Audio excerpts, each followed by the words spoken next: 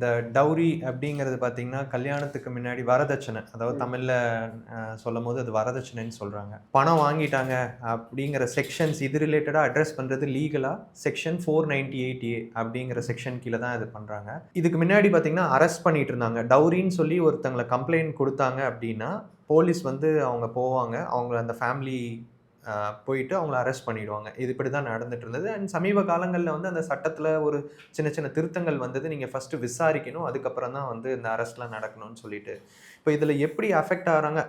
உண்மையாவே வந்து பார்த்தீங்கன்னா, பெண்களும் நெறைய பாதிக்கப்பட்டிருக்காங்க. அத மறுக்கவே முடியாது. அது ரொம்ப அக்செப்ட் பண்ணிக்கக்கூடிய ஒரு விஷயம்.